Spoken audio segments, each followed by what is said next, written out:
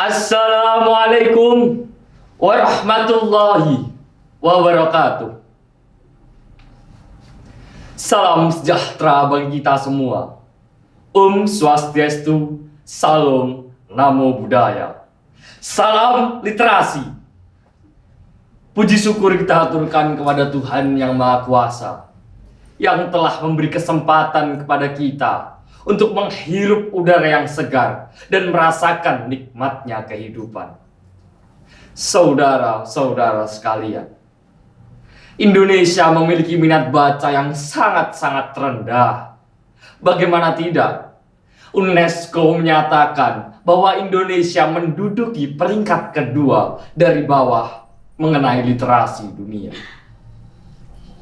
Minat baca di Indonesia hanya 0,001%. Artinya, dari 1.000 orang Indonesia, hanya terdapat 1 orang yang rajin membaca.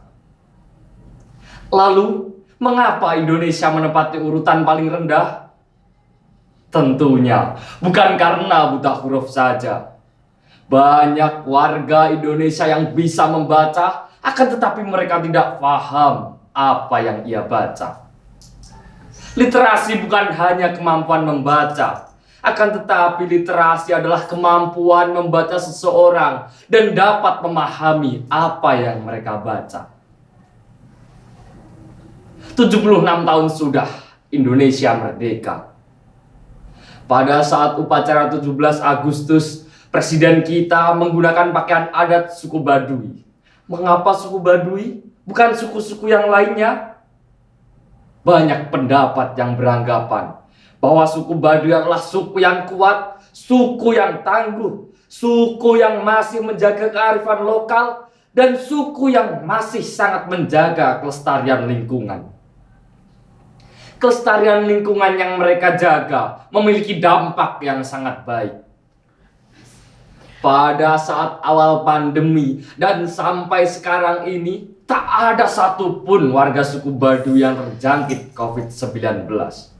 Tak ada satupun warga suku Baduy yang meninggal karena COVID. Ini merupakan suatu kebanggaan tersendiri bagi kita.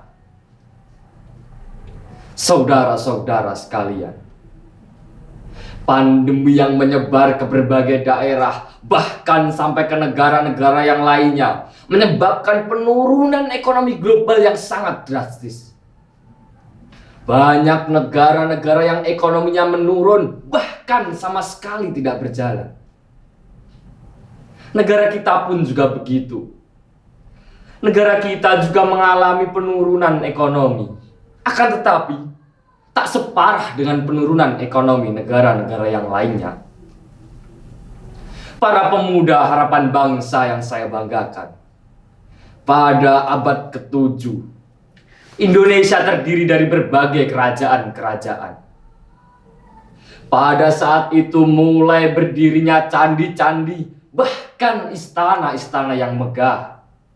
Sedangkan pada abad ke-14, benua Amerika baru saja ditemukan. Bisa kita bayangkan betapa mulianya kehidupan di masa itu. Ketika negara-negara yang lain masih kebingungan, ketika benua-benua yang baru saja ditemukan, kita sudah bisa menikmati indahnya candi dan megahnya istana. Sungguh kekayaan yang sangat-sangat luar biasa, di mana emas dijadikan alat tukar menukar barang. Sungguh kekayaan yang sangat-sangat luar biasa. Jika kekayaan-kekayaan itu dapat diolah dari emas, tembaga, perak, bahkan sampai batu bara, dapat diolah sedemikian rupa, dikemas dan dipasarkan dalam bentuk karya, itu akan menjadi investasi yang sangat-sangat menguntungkan bagi kita. Saudara-saudara sekalian, untuk itu kita sebagai generasi muda harus tetap tumbuh dan belajar. Kita harus membudayakan budaya membaca, mensosialisasikan literasi pada generasi-generasi muda. Dengan cara apa? Tentunya dengan membaca dan tetap terus berkarya. Mungkin itu yang dapat saya sampaikan. Semoga dapat menjadi penyemangat bagi kita semua untuk menuju Indonesia tangguh, Indonesia tumbuh, dan Indonesia yang sejahtera. Sekian, terima kasih. Wassalamualaikum warahmatullahi wabarakatuh.